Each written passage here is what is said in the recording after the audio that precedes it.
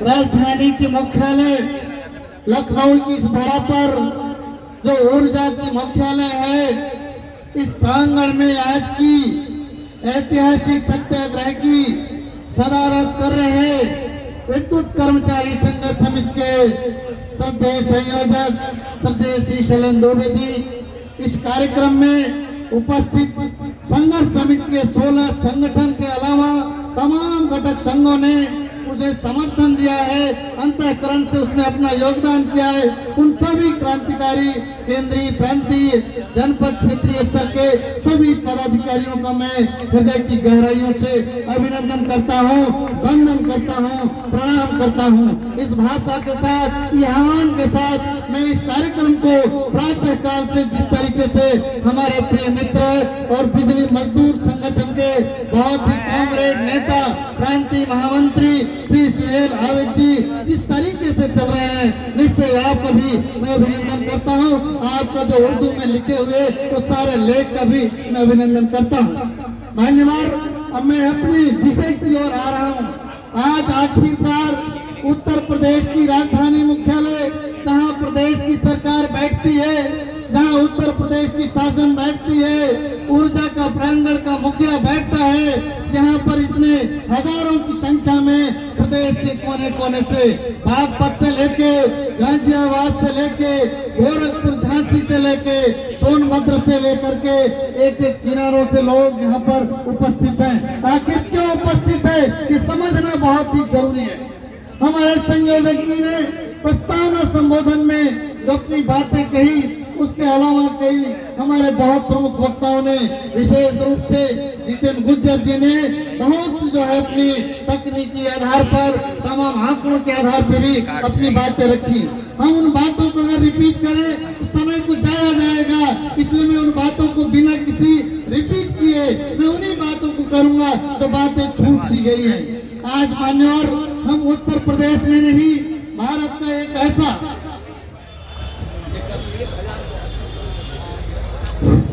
आज हम उत्तर प्रदेश में नहीं, पूरी दुनिया का सबसे बड़ा लोकतांत्रिक देश भारत एक ऐसा देश है जहां पर हमारे हजारों हजारों क्रांतिकारियों ने अपने खून की लहू से इस देश को आजाद कराया था। 1946 में जब संविधान को अंगीकृत करने का समय आया, 1947 में जब देश का संविधान भारत में लागू हुआ, देश के संविधान निर्माताओं ने, तत्कालीन देश के राष्ट्रीय निर्माताओं ने, चाहे पंडित जवाहरलाल नेहरू रहे हों, डॉक्टर अंबेडकर रहे हों, सरदार पटेल रहे हों, महात्मा गांधी जी ने, जिन्होंने पूरा जीवन भर देश को आजादी के लिए अपने जीवन को कुर्बान किया। उन्होंने सोचा था, सपना देखा था कि भारत सोने की चिड़िया है, यहाँ का एक व्यक्ति जो है अपनी आजादी का एहसास करेगा, इसलिए उन लोगों ने अपने प्राणों की चिंता नहीं की थी और भारत आजाद हुआ था। हम जब आजाद हुए तो देश के तमाम बाहर के कई देशों के संविधान को जो है मिक्सअप करके डॉक्टर B.R. अम्बेडकर ने संविधान बनाए थे। ये सोचा था कि यहाँ के लोगों को किस तरह आजादी और विकास के पैमाने पर बढ़ने का अवसर मिलेगा। और निश्चय ही मैं इस बात का अपने अंतःकरण से इस बात की प्रसन्नता भी होती है जब दुनिया के कोने कोने में इस देश के प्रधानमंत्री माननीय श्री नरेंद्र मोदी जी जाते हैं, वो कहा करते हैं कि पूरे हिंदुस्तान का जो संविधान है दुनिया का सबसे बड़ा लोकतांत्रिक देश है, लोकतांत्रिक संविधान है, उसकी पूरे देश में विदेशों में करते हैं। निश्चय ही ये मैं उन्हें सल्यूट करता हूँ। वो कहा करते हैं कि सबका साथ, सबका विकास और सबका विश्वास, और बात में उन्होंने कहा संवाद से समाधान, यही हमारे देश की लोकतांत्रिक परंपरा है। लेकिन क्या आज उत्तर प्रदेश में जो व्यवस्था लागू है, क्या यह कायम दायम है? ऊर्जा सेक्टर में तो उससे आगे निकल चुका है। देश का प्रधानमंत्री प्रधान सेवक है, देश का प्रदेश का मुख्यमंत्री मुख्य सेवक है, लेकिन यहाँ का जो बिजली का प्रमुख व्यक्ति है वो तानाशाह है, वो हिटलर है, वो कहीं न कहीं लोगों को कहीं न कहीं जीवन जीने के लिए कहीं मजबूर कर रहा है, लोगों को तानाशाही में लगातार रखते के हमारे हुकूमत करने वाली जो व्यवस्था है यहाँ के लोकतंत्र को भंग कर रहा है। इसलिए मैं आज जो बताने जा रहा हूँ, माननीय संयोजक जी ने जो पीड़ा उठाया है, केवल ये 15 सूत्री में 13 मांगे एक ऐसी मांगे हैं जो कर्मचारियों की वेतन से संबंधी है, कर्मचारियों की सेवा से संबंधी है, जो तमाम जो व्यवस्था मिल चुकी थी वो रिस्टोर करने की बात है। लेकिन जो पहली मांग है, वो पहली मांग क्या है? स्वच्छाचारिता पहली मांग क्या है? विभाग की सेवा नियमों के श्रम अधिनियमों को बता के काम करने वाली व्यवस्था को, कार्मिकों को काम लिए जाने का अव्यवहारिक शोषण, अव्यवहारिक लक्ष्यों का निर्धारण और लगातार पकड़ना यहाँ के लोगों के जीवन को तबाह करने वाला व्यक्ति एक व्यक्ति है। जब देश की लोकतांत्रिक व्यवस्था में देखते हैं तो पावर का डिसेंट्रलाइजेशन करके, व्यवस्था को डिसेंट्रलाइजेशन करके विकास की परिकल्पना की गई है। इसीलिए तो माननीय प्रधानमंत्री कहते हैं कि वन नेशन तो वन पेंशन, वन और तमाम चीजें, वन डिस्ट्रिक्ट वन प्रोडक्ट। यहाँ तो भाई देवराज साहब का जमाना है, एमडी साहब फेल है, पंकज कुमार साहब हाय हाय कर रहे हैं। यहाँ के जो तमाम एमडीज हैं उनको इस बात का एहसास है कि पावर सेक्टर में कोई व्यक्ति है तो एम देवराज है। क्या मजाक बना रखा, किस बात का व्यवस्था चल रही है? बिजली बोर्ड को जो विघटन हुआ था इलेक्ट्रिसिटी रिफॉर्म एक्ट 1919 के तहत, तो बिजली बोर्ड का एक्ट 2003 बना था, तो वे साहब कहते हैं कि जब 14 जनवरी को हड़ताल हुई थी, बिजली बोर्ड को विघटन हुआ था, तो आपने 25 जनवरी को ऐतिहासिक समझौता किया था। आपने समझौता किया था, गुज्जर साहब ने नहीं देखा था, हमने नहीं देखा था, इन्होंने देखा होगा। ये लोग जेलों में गए होंगे, विश्वकर्मा जी जेलों में गए होंगे, लेकिन राय साहब हमने नहीं देखा था। लेकिन हमने क्या देखा? किसी देश की व्यवस्था संविधान से, कानून से चलती है, उसी तरह पावर सेक्टर की व्यवस्था भारतीय विद्युत अधिनियम से चलती है।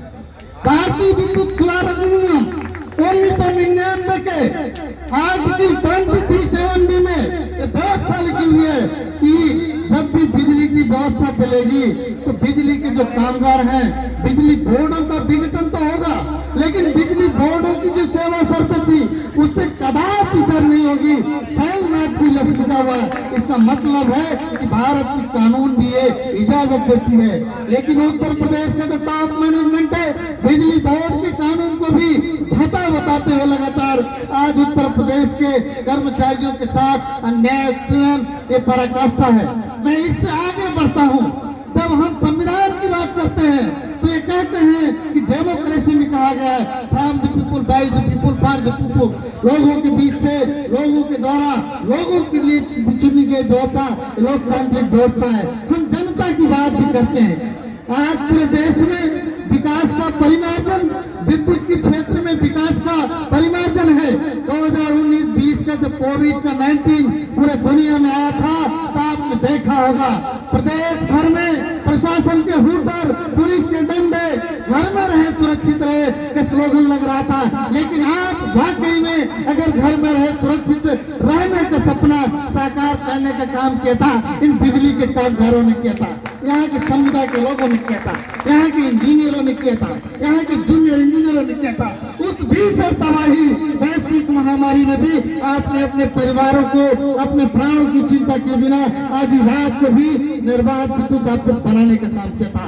आज विद्युत आपूर्ति को जिस प्रकार से जो है चरमराने की व्यवस्था यहाँ के टॉप मैनेजमेंट कर रहा। अभी 15 अगस्त देश का राष्ट्रीय पर्व होता है। उस राष्ट्रीय पर्व पे हम देश की आजादी की जो लोगों ने, क्रांतिकारियों ने अपने खून पसीने से आजाद कराया था, उन्हें सल्यूट करते हैं और उनके सपने को जो है साकार करने का संकल्प लेते हैं। इन्होंने इसी मंदिर पे कहा था कि ये विभाग जो है तकनीकी विभाग है।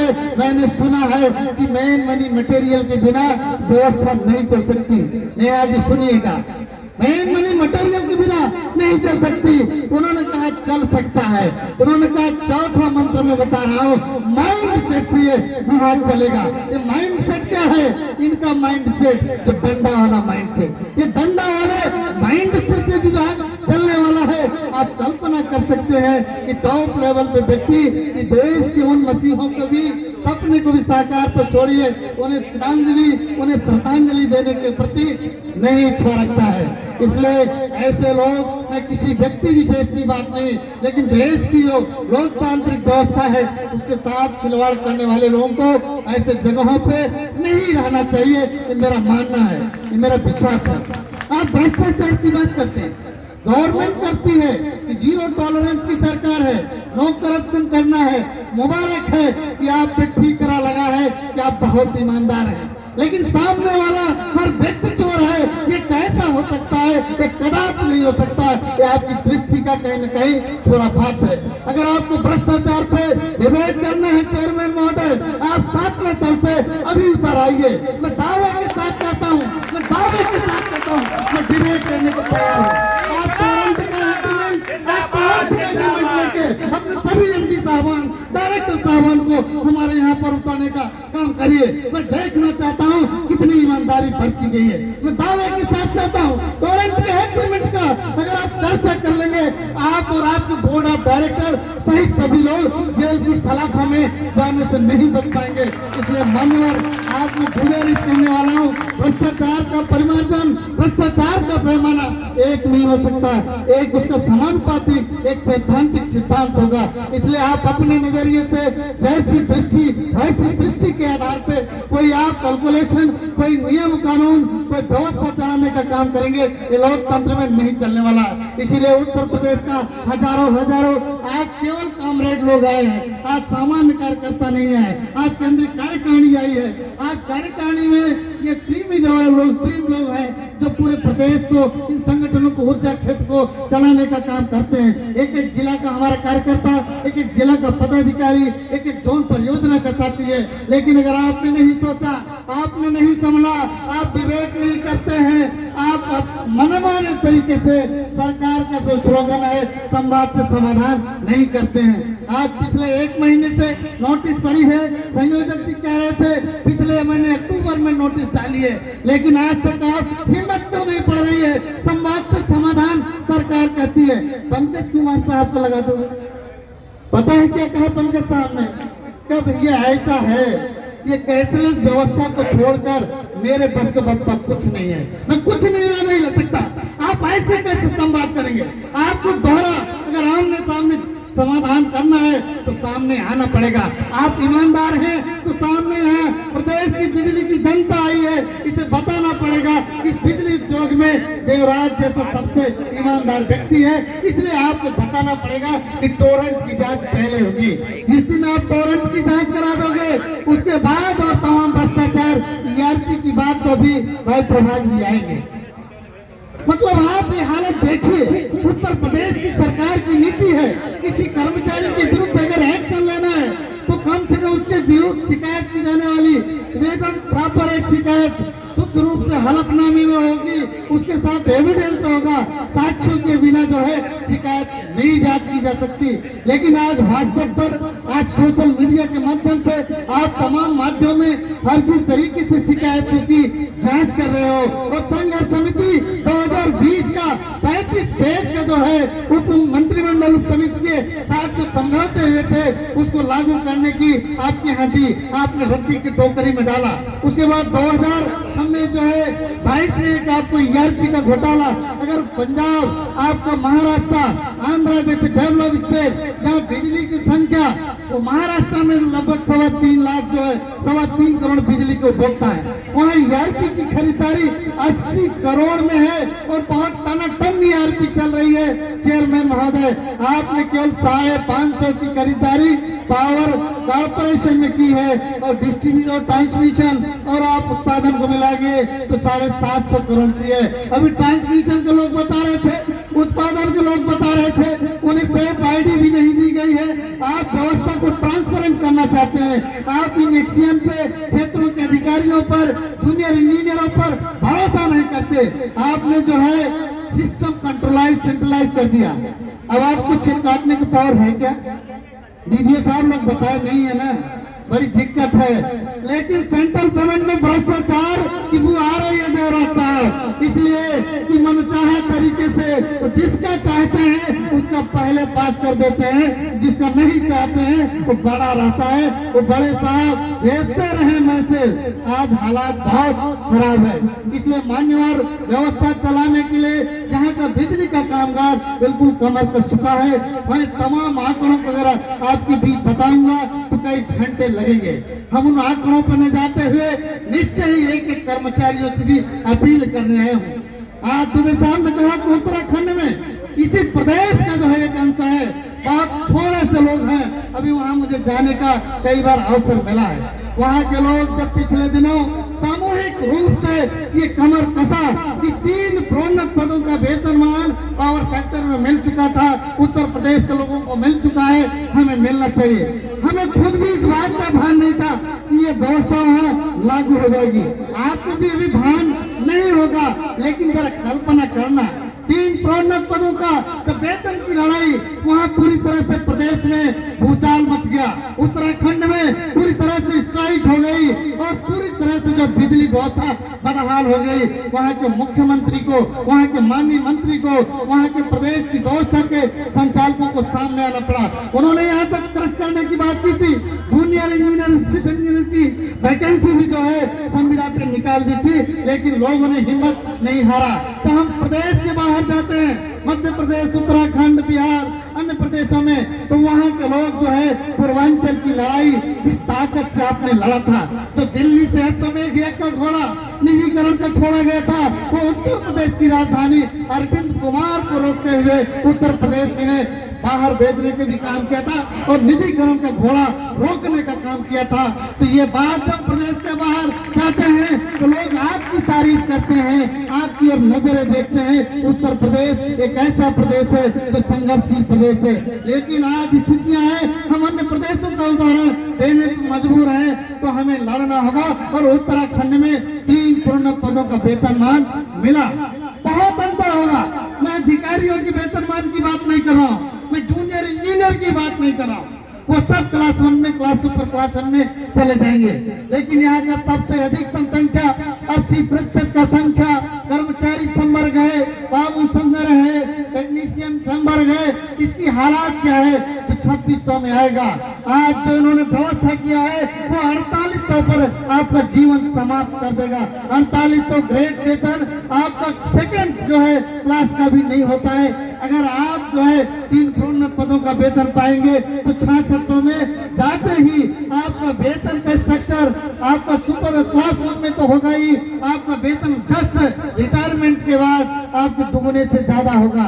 जो कर्मचारी 50,000 पे रिटायर होगा, सेवानिवृत्त उपरांत कम से कम 1,20,000 के आसपास सेवानिवृत्त होगा।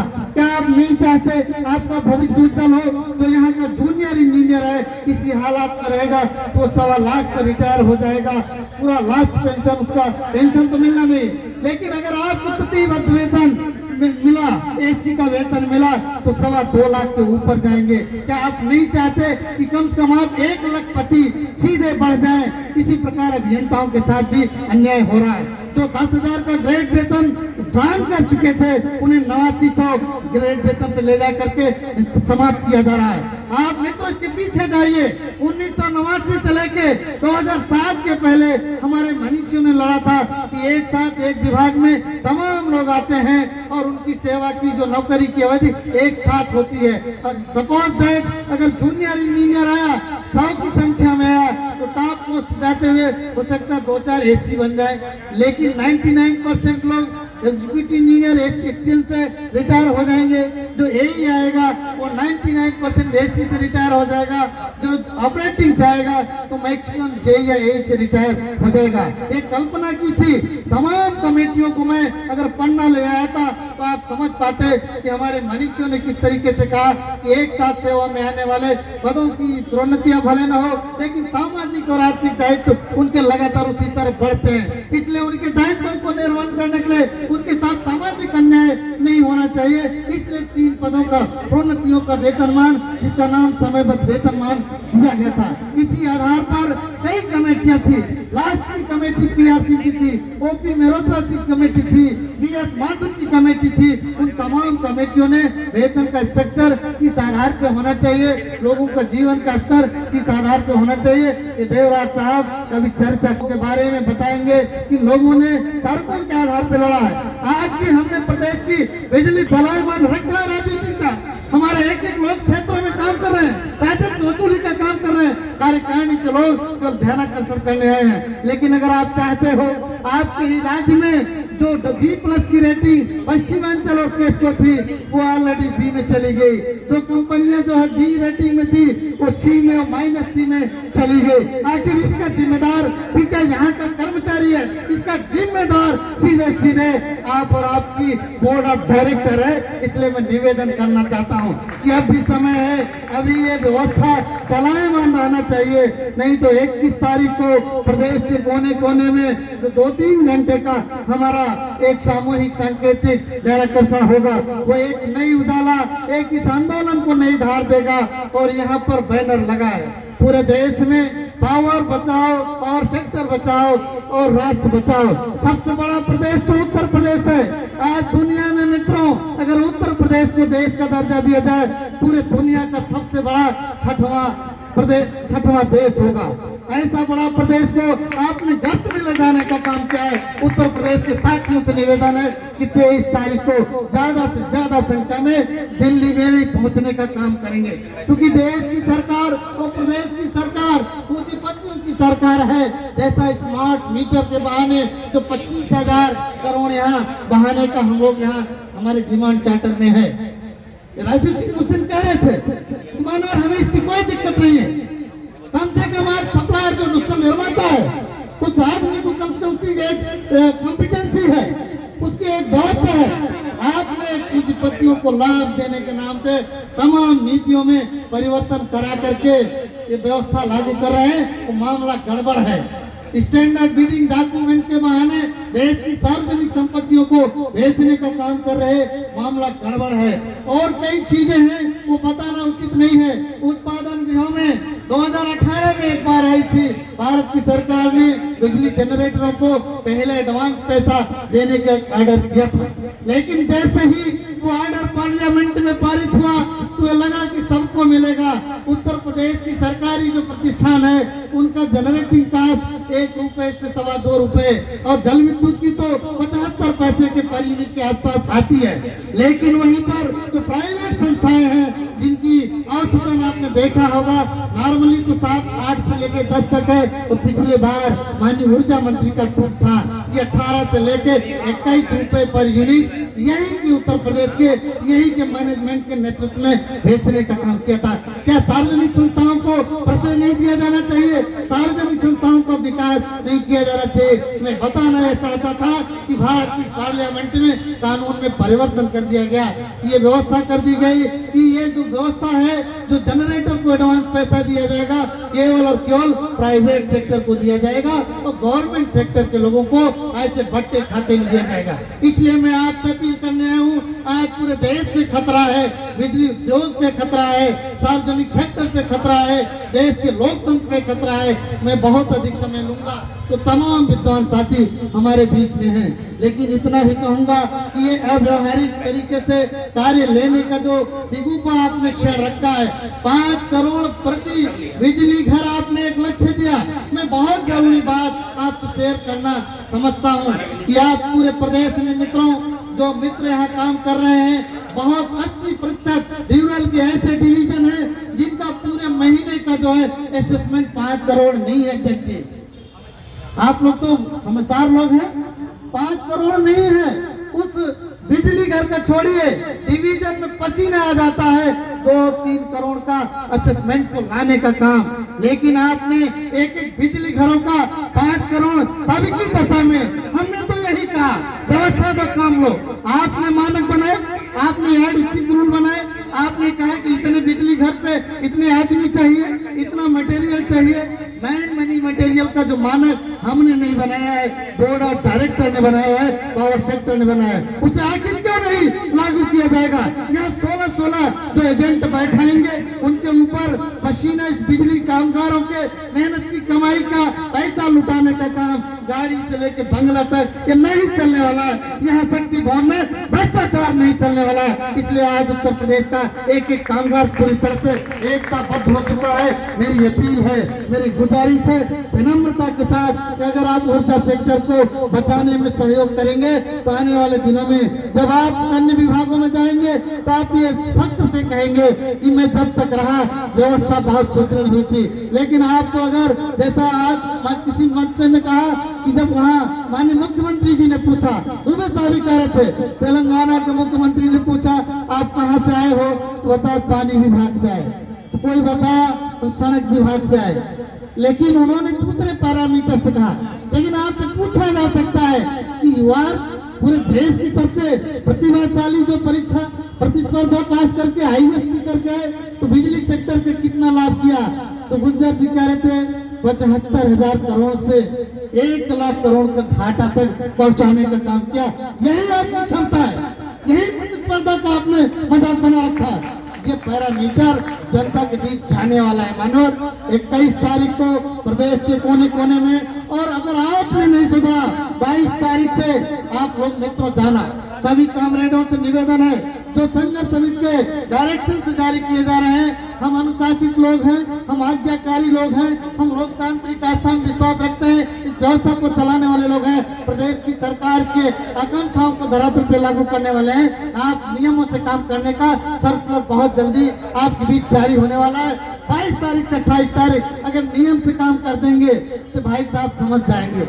ऊर्जा मंत्री कहते हैं 7 दिन उन्होंने चलाया, पूरे प्रदेश में सबको बेहतर उपभोक्ता सेवा के नाम पे सबको जो है एक कार्य योजना चलाया 8 बजे से 8 बजे। लेकिन ये मान्यवर क्या किए, 8 बजे के बाद 8 बजे से 12 बजे बिजली चोरी के FIR कराओ।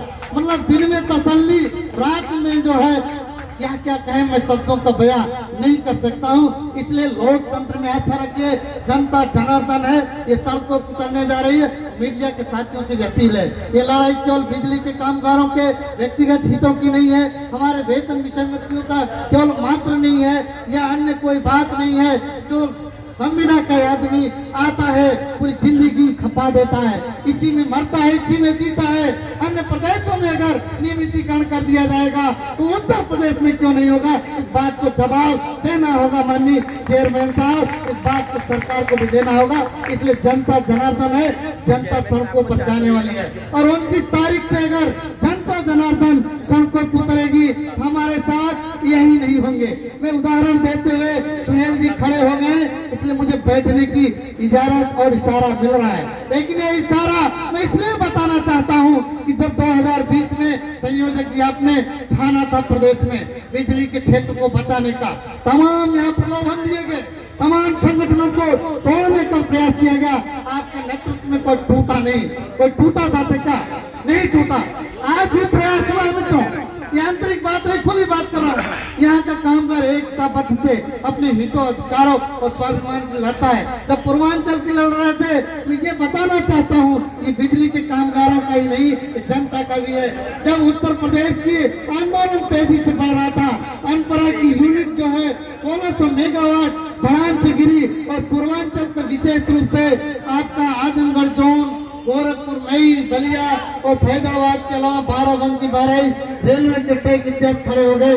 तो मैं आपको बता दूं उसी दिन रात्रि में जब तेलियरगंज इलाहाबाद पूरे प्रदेश का एक स्टूडेंट का सेंटर है, जहां से IAS भी निकलते हैं, IPS भी निकलते हैं, इंजीनियर और डॉक्टर भी निकलते हैं। माननीय संयोजक जी, जब शाम के समय वहां पर बिजली जाती है तो लोग बिजली घर, प्राय आप देखते होंगे मीडिया के साथी, बिजली घर पे तोड़फोड़ होती है, बिजली घर के कर्मचारियों के साथ अनव्यवहार, दुर्व्यवहार होता है। लेकिन पहली बार संयोजक जी वहां पर लोग आए, छात्रों ने कहा बिजली विभाग जिंदाबाद, निजीकरण मुर्दाबाद, निजीकरण मुर्दाबाद, बिजली विभाग जिंदाबाद। मेरा कहने का मतलब है जनता जनार्दन इससे जुड़ने जा रही है। अगर प्रदेश की 22 करोड़ जनता में 50 करोड़ भी और 25-15 करोड़ भी सड़कें पे उतरेगी तो माननीय देवराज साहब समझे उत्तर प्रदेश में परिवर्तन आने वाला है, बिजली क्षेत्र में परिवर्तन आने वाला है। यह विभाग घाट का विभाग है। अगर यह तमाम लोग ईश्वरीय व्यवस्था में विश्वास रखते हैं, हम लोग आस्तिक लोग हैं, हो सकता है कुछ लोग नास्तिक हों, लेकिन नास्तिक व्यवस्था में जो व्यवस्था है लोग ईश्वर को मानते हैं, ईश्वर अदृश्य है, लेकिन the God can be seen by their effect only. ईश्वर केवल और केवल उसके प्रभाव से महसूस किया जाता है। At that same time the electricity can not be seen, electricity can be feel bye their effect only.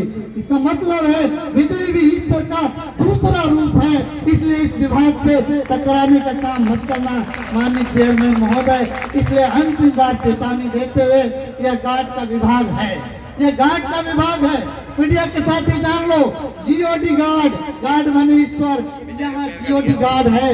यहाँ जी से जनरेशन भी राजीव सिंह जनरेशन से है, जीवी पटेल जी जनरेशन से, तो ओ से ऑपरेशन, यहाँ ट्रांसमिशन से भी है, तो यहाँ डी फॉर डिस्ट्रीब्यूशन भी है, यहाँ वितरण की भी लोग भी है। इसलिए जीओडी गार्ड है। इन्हीं भावनाओं के साथ कि हम फिर किसी सफर में मिलेंगे।